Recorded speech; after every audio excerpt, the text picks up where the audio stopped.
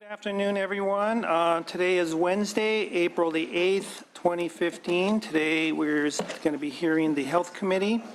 Couple of announcements. We do have a consent item. Item number 7, SB 299 by Senator Manning. But before we get started, what I'd like to do is, first of all, welcome everyone to California, to the legislature here in California. I know that everyone is here on, I'm assuming, on item number 1, SB 277 PAN. I think it's very, very important that everyone engage in the political process, voice their opinion. And I think it's great that there was a rally outside. However, what I'd like to do at this time is just kind of explain what we would like to do here in the committee, is that we respect everyone's opinions, that there be no public outbreak of any kind of remarks. We're asking that no signs be put up. If you have a sign, leave them outdoors, or if you have them here, leave them on your lap.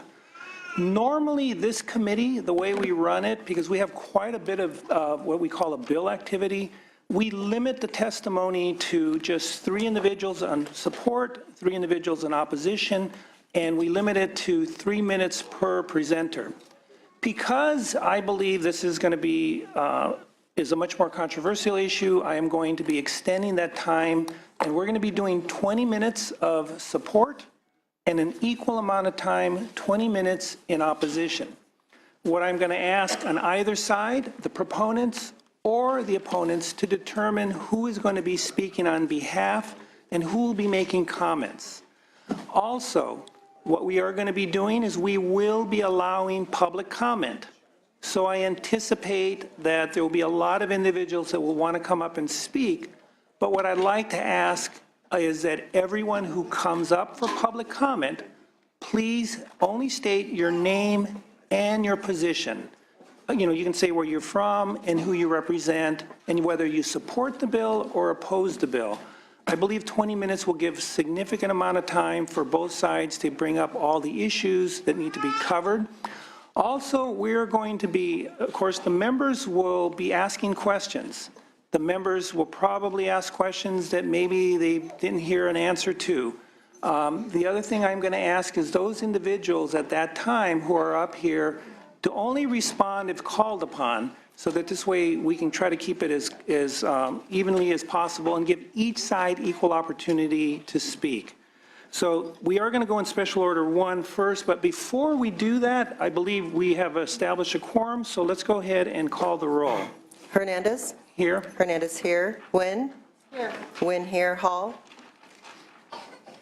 Mitchell? Here. Mitchell here. Manning? Here. Manning here. Nielsen? Pan? Here. Pan here. Roth? Wolk? Wolk here. Okay, a quorum has been established. I also like to make another comment, and it's no disrespect to anybody, but there's multiple hearings going on. As a matter of fact, I may have to leave myself because I'm in the insurance committee. I'll try not to during this bill, but you're going to see me members coming and going because they either have to take a vote in another committee. Also, even though we may finish the testimony and we may vote, what we will do is put it what we call the bill on call, because let's say everyone's not here. So that final vote may not go down until after the end of the rest of the bills have been heard, because people are kind of coming and going. So I want everybody to understand that it's not any disrespect to anybody. It's just sort of the way our hectic schedules don't allow us to be here constantly. We do have a consent item. We have item number 7. That's SB 299. It's moved by Senator Wolk. Would you call the members, please? Hernandez? Aye. Hernandez, aye. Nguyen? Aye. Nguyen, aye. Hall? Mitchell? Aye. Mitchell, aye. Manning? Aye. Manning, aye. Nielsen? Aye. Nielsen, aye. Pan? Aye. Pan, aye. Roth? Wolk? Aye. Wolk, aye. How many votes? 7. That bill currently has 7. We're going to put that bill on call. We have some absent members.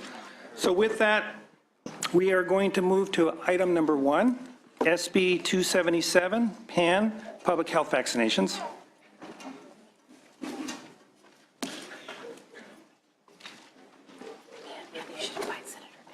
And I believe Senator Allen is here. I'd like to invite him down to the dais as well. My understanding is they're joint authored? Okay.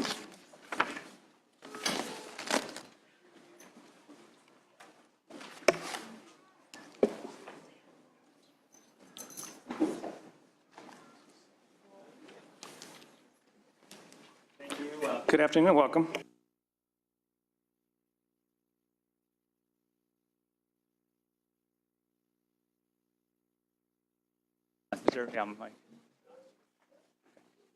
Okay. Sorry again.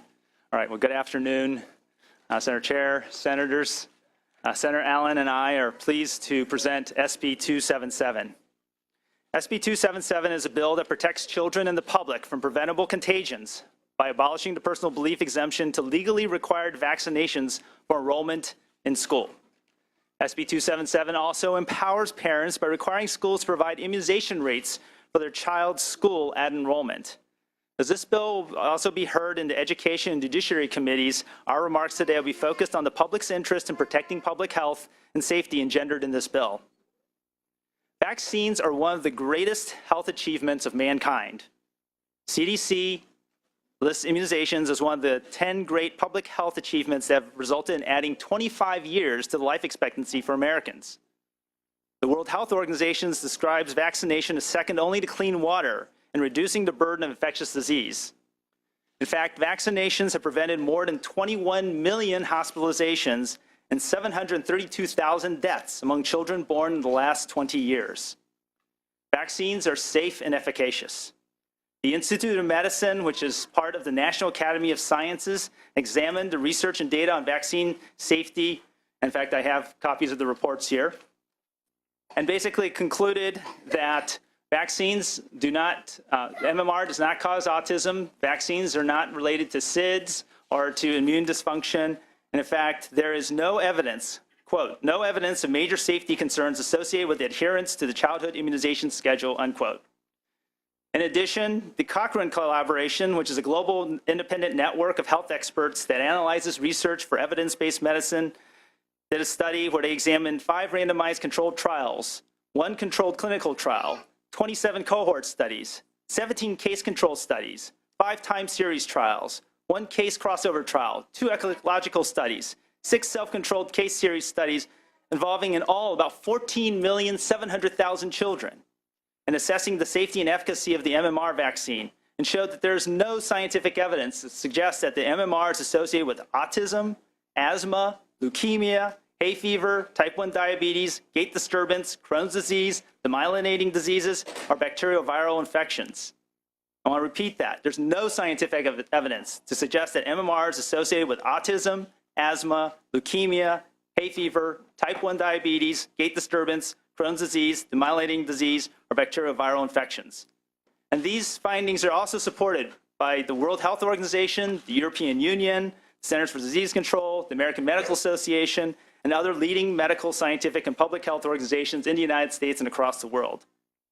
Evidence shows that the disease that is being prevented by vaccination is at least 1,000 times more likely to cause a lasting problem than the vaccine itself. And there have been no confirmed deaths caused by the measles vaccine. Our country...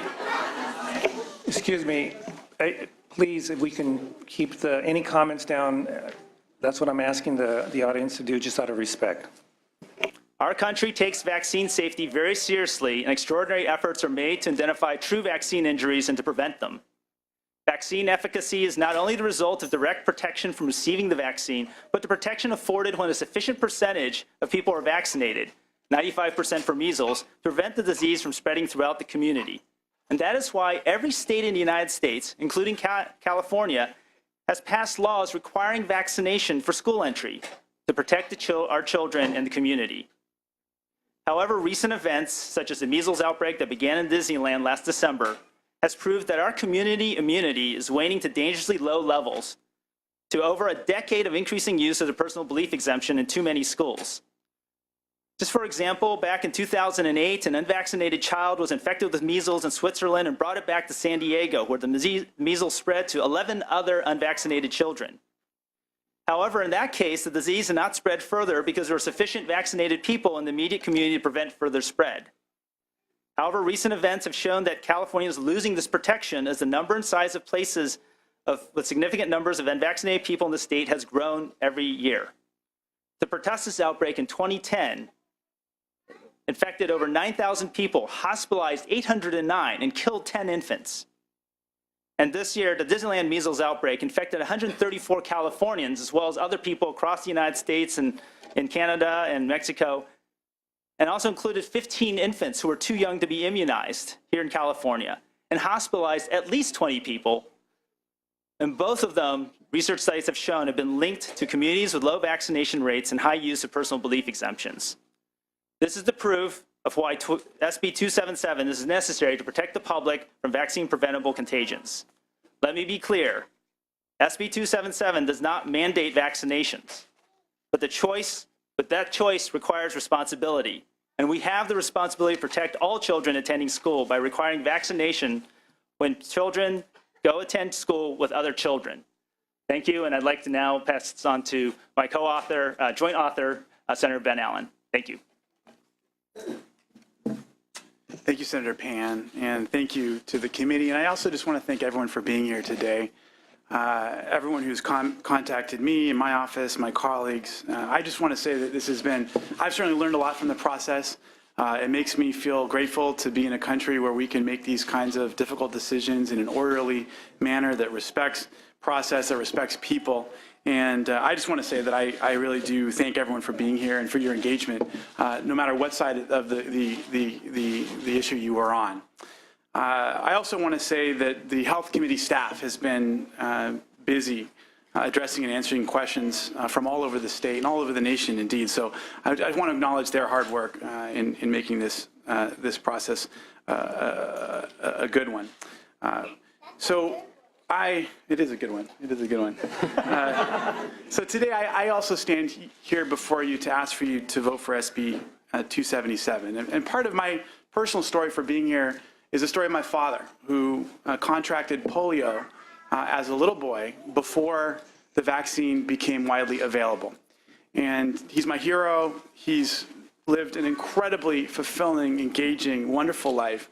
And yet I saw firsthand almost every step of the way, growing up with him, living with him, celebrating him, the debilitating impact of this disease. Nearly everyone from my father's generation and generations older than him, when I go and speak to groups, talk about the stories that they have, both from their own childhood, from friends, personal stories of near-death experiences, friends they had who were maimed by communicable diseases. And, you know, I think that a whole generation of Americans have grown up without seeing the effects of those diseases because we had such high immunization rates. But in some ways, we became the victim of our own success. We eradicated measles in 2000 by modern standards. But now we're starting to see lower immunization rates as a consequence. And, you know, we've got a parent here who's going to talk about her son, Ariel. We also have Leah here to talk about the fear of being a parent under these current circumstances. And we also see that in other countries with lower vaccination rates that have a high number of vaccine-preventable diseases. You know, today on planet Earth, 400 people die of the measles every single day. And unless we're going to shut down the borders, stop people from traveling, stop Americans from going overseas, we're going to be vulnerable to these totally preventable diseases. I think we forget that human history is in many ways a story of disease and some of the great ravishing of death and destruction of humankind comes as a result of diseases that are now preventable by mass vaccination. Now, I also come to this issue as a former school board member, serving on the board of the Santa Monica Malibu Unified School District that last year got quite a bit of criticism, perhaps justifiably, for having the lowest vaccination rates in Southern California. And partly as a result of that experience, we ended up having an outbreak. We had to quarantine and shut down our child care facility at Santa Monica High School. We had to, our baseball coach got the measles, and we had to take precautionary procedures. We had basically let our levels go too low, and I was being approached by parents, teachers, other school board members, and we were all talking about what we could do as school board members to protect our kids in our district. And ultimately, you know, there are very few tools that are given to school boards, particularly before there's been an outbreak, to take precautionary measures to protect the kids in their districts. So I come to this story from that perspective, from the perspective of a school board member. I'm very respectful of the folks on all sides of this debate, but I do think that, as Dr. Pan said, the science is very clear, And that's why I side on in favor of SB 277. I look forward to this debate. I look forward to this discussion. And now we're going to hear from some witnesses who are going to introduce themselves.